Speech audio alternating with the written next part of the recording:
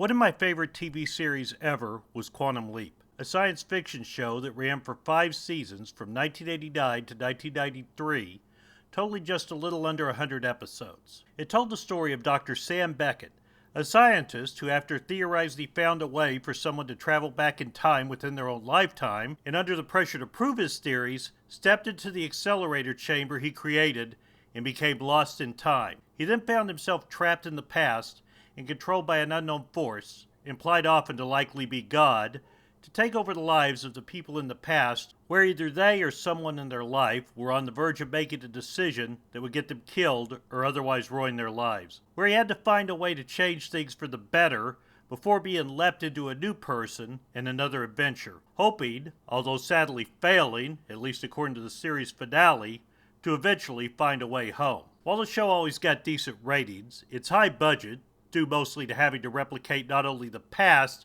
but a different place and time, caused it to constantly fight cancellation due to high production costs. A common thing among science fiction shows, especially ones made prior to the 21st century.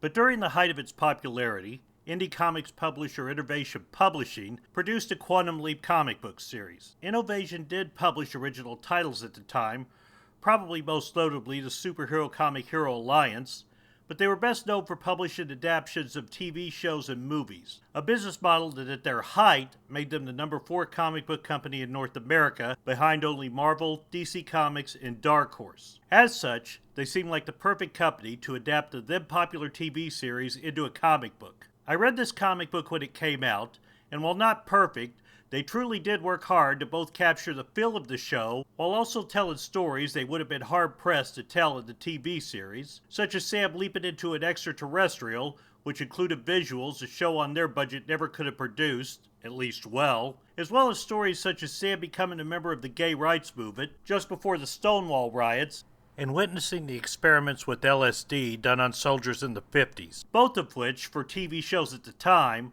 would have been pushing what they had been allowed to explore on the show. The comics can demand a decent price tag now due to their relatively low print run and never being reprinted, I assume due to licensing issues, and add to that the relatively low amount of Quantum Leap merchandise made, and you usually would be hard-pressed to find them in the dollar bins. However, I searched through them and was able to find a copy, near mint even, of the Quantum Leap Special Edition. This comic book was a reprint of the first issue, done after the book sold out in its first printing. While this practice is still done today, in an age where the internet was still new and there were no digital comics or trades, getting a second chance to read an issue of a book you missed was a lot bigger treat. And Innovation, to their credit, did, in addition to reprinting issue 1, also added 2 articles. One about Dean Stockwell, who played Sam's holographic sidekick Al in the TV series, and the other on the first ever Quantum Leap fan convention. The story was a good start to the series, although I questioned them starting with a story that featured Sam leaping into a woman, which did happen but was something of a novelty in the series as the first story to tell. But that somewhat gimmicky start aside, the comic book told the story of Sam leaping into a school teacher in 1968 in Memphis, Tennessee, days before the assassination of Martin Luther King Jr. And Sam is tasked with helping a remedial education class try to pass or else lose funding, all while dealing with the helplessness of knowing that he's not allowed to try and stop King's assassination.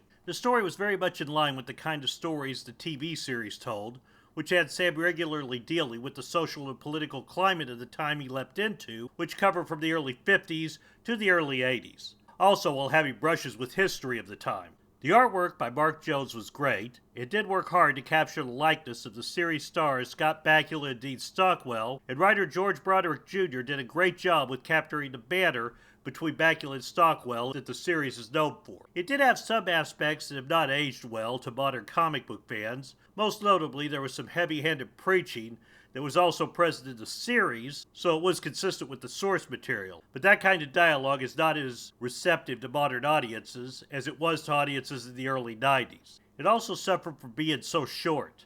Not much they could have done, as it was the standard 23 pages a comic issue of the time was, but given the 2-page intro that mimicked the introduction from the show, and the final page being a tease for the next issue, which was changed from the original printing to reflect the next issue being published, not issue number 2, it had limited time to develop the characters of the people he was helping, thus making it hard to care about them. but it succeeded in having a similar feel to the TV series, something the comic book did excellently, honestly better than novels also published around the same time.